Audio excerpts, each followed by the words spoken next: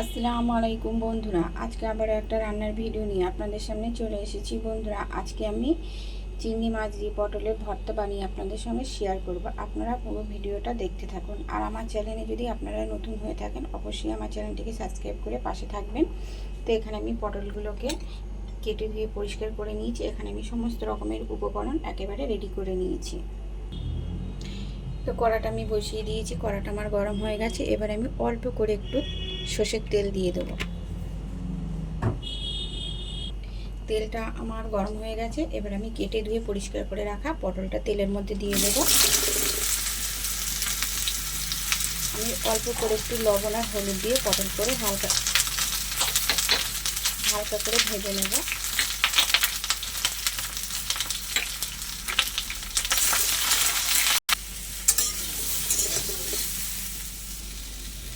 তো বন্ধুরা, পটলগুলো আমার হালকা করে ভাজা হয়ে গেছে। এবার এটাকে আমি নামিয়ে নেব। নামিয়ে নিয়ে আমি একটু ঠান্ডা করে মিক্সারের সাহায্যে আমি গ্রেট করে নেব। তো বন্ধুরা, পটলটা আমার ঠান্ডা হওয়ার পরে আমি মিক্সারে দিয়ে গ্রেট করে নিয়েছি। এখানে আমি একটু জল ব্যবহার করিনি, ঠিক এইভাবে আমি গ্রেট করে নিয়েছি। আবার আমি কড়াটা পরিষ্কার করে ধুয়ে নিয়ে গ্যাসের উপরে বসিয়ে দিয়েছি। কড়াটা আমার গরম হয়ে গেছে। এবার অল্প করে তেল দিয়ে আমি চিংড়ি মাছগুলো ভেজে নেব। চিংড়ি মাছগুলো আমি কেটে ধুয়ে পরিষ্কার করে নিয়েছি, আবার ছোটো ছোটো করে কেটেও নিয়েছি। চিংড়ি মাছটাকে আমি ভেজে তুলে রাখবো। তেলটা আমার গরম হয়ে গেছে। এবার আমি চিংড়ি মাছগুলো দিয়ে দেবো।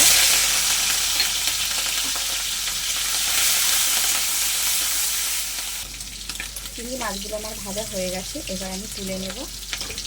তুলে আমি একটা পাত্রে রেখে দেবো। মাছগুলো আমি তুলে নিয়েছি। এবার ওই তেলের মধ্যে আমি ফোড়নে দিয়ে দেবো শুকনো লঙ্কা আর কালো জিরে। তেলটাকে আমি একটু নেড়ে চেড়ে ভাজা ভাজা করে নেব। এবার দিয়ে দেবো রসুন কুচি,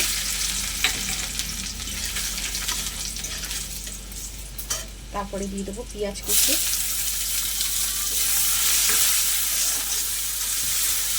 আর দিয়ে দেবো লঙ্কা কুচি। সব কিছু একসঙ্গে আমি খুব ভালো করে একটু বাদামি কালারে করে ভাজা ভাজা করে নেব, আস্তে আস্তে সময় নিয়ে।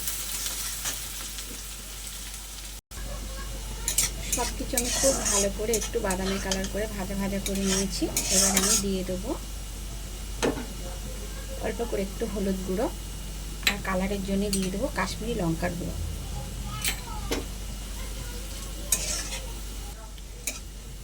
আমার সব কিছু খুব ভালো করে ভাজা ভাজা করা হয়ে গেছে। এবার আমি পটলটা মিক্স করে রেখেছিলাম, সেটা আমি এই তেলের মধ্যে ঢেলে দেবো।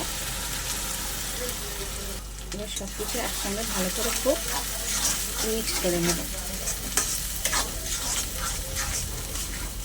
এবার দিয়ে দেবো পরিমাণ মতো লবণ। আমি ভাজার সময় অল্প একটু লবণ দিয়েছিলাম, আর এখন আমি একটু লবণ লাগবে সেটাকে দেখে অল্প একটু লবণ দিয়ে দিলাম।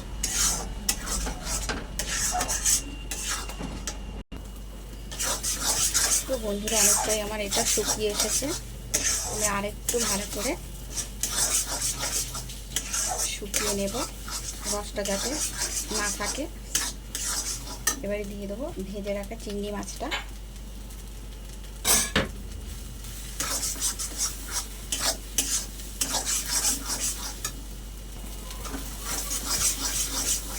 তো বন্ধুরা, নামানোর আগে আমি একটু অল্প করে সর্ষের তেল দিয়ে দেবো। ভর্তা মানেই কাঁচা সর্ষের তেলের গন্ধ না থাকলে সেটা ঠিক ভালো লাগে না।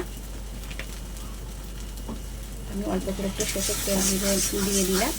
সর্ষের তেলের সঙ্গে এটা ভালো করে নেড়ে চেড়ে আমি এটাকে নামিয়ে নেব। আমার ভর্তাটা প্রায় হয়ে এসেছে।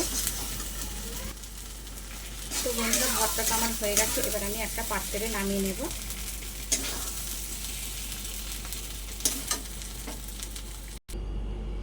তো বন্ধুরা, চিংড়ি মাছ দিয়ে পটলের ভর্তা রেসিপি আমার একদম রেডি। আমার রেসিপিটা যদি আপনাদের ভালো লেগে থাকে তাহলে অবশ্যই লাইক, কমেন্ট, সাবস্ক্রাইব করবেন, শেয়ার করবেন। এছাড়াও বন্ধু হয়ে আমার পাশে থাকবেন, আমাকে সাপোর্ট করবেন। আজকের মতন আল্লাহ হাফেজ।